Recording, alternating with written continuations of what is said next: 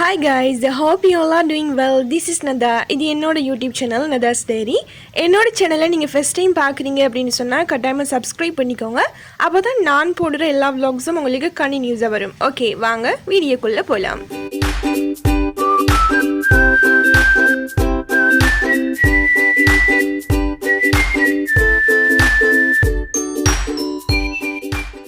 நான் இந்த வீடியோவில் என்ன உங்களோட ஷேர் பண்ண போகிறேன் அப்படின்னு சொல்லிட்டு உங்களுக்கு தம்ப்நெயில் பார்த்தாலே தெரிஞ்சிருக்கும் இல்லையா? என்னோட ஏஎல் காலங்களில் நான் முகம் கொடுத்த சவால்கள் என்னென்ன, அதே நேரம் அதை எப்படி வெற்றிகரமான முறையில் கையாளலாம் அப்படின்னு சொல்லக்கூடிய உத்திகள், இப்படியான விஷயங்களை தான் இன்றைக்கி நான் உங்களோட ஷேர் பண்ண போகிறேன். இது இந்த முறை ஏஎல் எழுதுகிறவங்களாக இருந்தாலும் சரி, இனி வரக்கூடிய காலங்களில் ஏஎல் ஃபேஸ் பண்ணக்கூடியவங்களாக இருந்தாலும் சரி, உண்மையாகவே இது ஒரு யூஸ்ஃபுல்லான வீடியோவாக தான் இருக்க போகுது. ஸோ ஒரு ஏஎல் ஸ்டூடெண்டோட லைஃப் எப்படி இருக்கும் அப்படிங்கிறத ஒரு உண்மையான கண்ணோட்டத்தில் நோக்குறது தான் இந்த வீடியோவோட முக்கியமான நோக்கமாக இருக்க போகுது. ஸோ வீடியோ இன்ட்ரெஸ்டிங்காகவும் யூஸ்ஃபுல்லாகவும் இருக்கும். ஸ்கிப் பண்ணாமல் லாஸ்ட் வரைக்கும் பாருங்கள். முதலாவது விஷயம் பார்த்தோம் அப்படின்னு சொன்னால், நான் ஏ எழுதினது 2022 2023 ஆண்டு பேச்சில் தான் நான் ஏ எழுதியிருந்தேன். முதலாவது நான் என்னோட ஓயில் 2019 ஆண்டு எழுதினதுக்கு பிறகு எனக்கு 9A வந்துச்சு அப்படின்னு சொல்லியிருந்தேன் இல்லையா? என்னோட ப்ரீவியஸ் வீடியோஸ் நான் ஓஎல் என்ன ரிசல்ட்ஸ் எடுத்தேன், ஏஎல் என்ன ரிசல்ட்ஸ் எடுத்தேன், இப்படியான செப்பரேட்டான நிறைய வீடியோஸ் என்னோட சேனலில் நான் அப்லோட் பண்ணியிருக்கேன் இல்லையா? ஸோ அதில் பார்த்தவங்களுக்கு தெரிஞ்சிருக்கும். ஸோ ஆஃப்டர் என்னோட ஓஎல் எக்ஸாமுக்கு பிறகு நான் சூஸ் பண்ணின ஸ்ட்ரீம் பார்த்தீங்க அப்படின்னு சொன்னால் பயோ. ஸோ நான் பயோ படிச்சுட்டு கொஞ்ச நாளைக்கு பிறகு அது எனக்கு செட் ஆகலை அப்படிங்கிறதுனால தான் நான் ஆர்ட்ஸுக்கு மாறினேன். நிறைய பேர் என்கிட்ட கேட்டிருந்தீங்க, ஏன் நீங்கள் ஓயிலில் 9 எடுத்துகிட்டு பயோவுக்கு போகாமல் ஆர்ட்ஸை செலக்ட் பண்ணீங்க அப்படின்னு சொல்லிட்டு இல்லையா?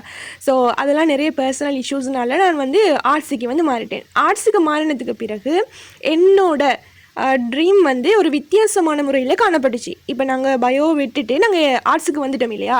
ஸோ அதுக்கு பிறகு நாங்கள் ஒரு நல்ல ஒரு டார்கெட் வச்சு படிப்போம். இந்த ரிசல்ட்ஸை நான் எக்ஸ்பெக்ட் பண்ணி தான் படித்தேன். இப்படியான நிறைய விஷயங்கள்லாம் என்னோடய லைஃப்பில் நிறையவே இருக்கும். ஸோ அதை அடிப்படையாக கொண்டு தான் என்னோட ஏஎல்ல ஒவ்வொரு நாளையும் நான் எனக்கு யூஸ்ஃபுல்லானதாக மாற்றினேன்.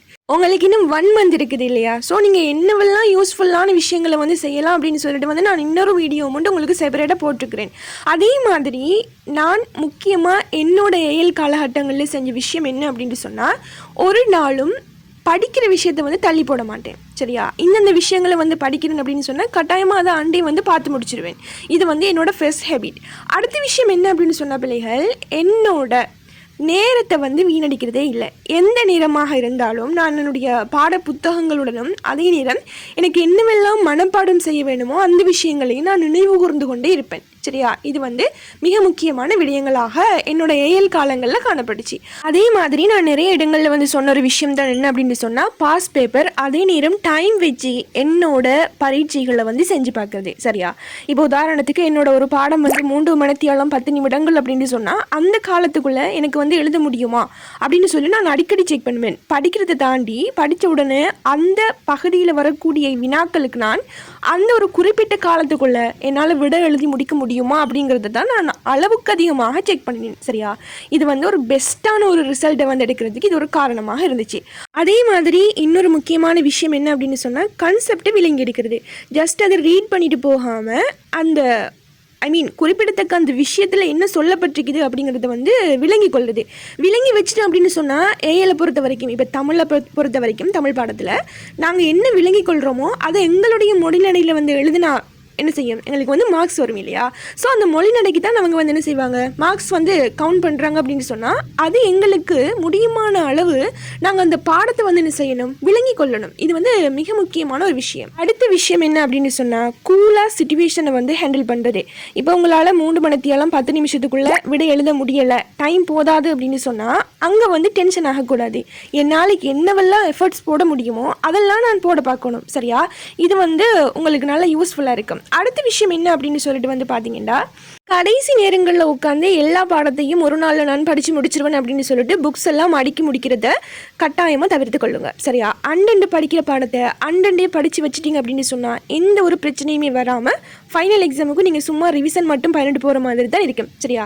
இது வந்து என்னோட ஏஎல் ஜேர்னியில் நான் முக்கியமாக பின்பற்றிய ஒரு பழக்கம் அப்படின்னு வந்து சொல்லலாம். சரியா? அதே மாதிரி உங்களுடைய கவனங்களை வந்து சிதற விட்டுறாதீங்க. இப்போ வகுப்புகளில் பாடம் நடக்கிற நேரமும் அந்த பாடத்தில் என்னத்தை அந்த ஆசிரியர் வந்து விளங்கப்படுத்த வாராரு அப்படின்னு சொல்லக்கூடிய விஷயங்களை நீங்கள் ஒரு 80% விஷயங்களை வந்து உங்களுடைய மூளைக்கு வந்து செலுத்திட்டீங்க அப்படின்னு சொன்னால் உங்களுக்கு வந்து படிக்கிறது மிக ஈஸி இல்லையா?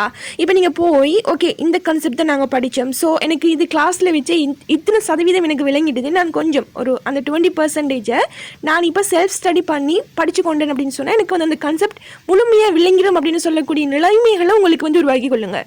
அதாவது நான் என்ன சொல்ல வரேன் அப்படின்னு சொன்னால், கிளாஸ் ரூமில் படிக்கிற நேரமே அனைத்து விடயங்களையும் உங்களுடைய மூளையில் பதிய வைக்க உங்களை நீங்கள் ஒத்துழைக்க முயற்சி செய்யுங்கள்.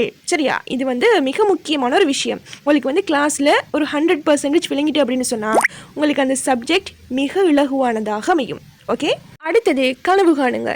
என்னோட ஃபிக்ஸ்டான ஒரு ஸ்கோர் வந்து இவ்வளவு தான், என்னோட ஏஎல் ரிசல்ட்ஸ் இவ்வளவு தான், என்னோட ஜெட் ஸ்கோர் இவ்வளவு தான், நான் போக போகிற யூனிவர்சிட்டி இவ்வளவு தான், என்னோட ஸ்ட்ரீம் இது தான் அப்படின்னு சொல்லி எண்ணற்ற கனவுகளை உங்களுக்கிடையில் கண்டுவிடுங்கள். அது உங்களை வெற்றியை நோக்கி பயணிப்பதற்கு கட்டாயமானதாக வழிவகுக்கும் அப்படின்னு சொல்லி நான் முடிப்பேன். சரியா?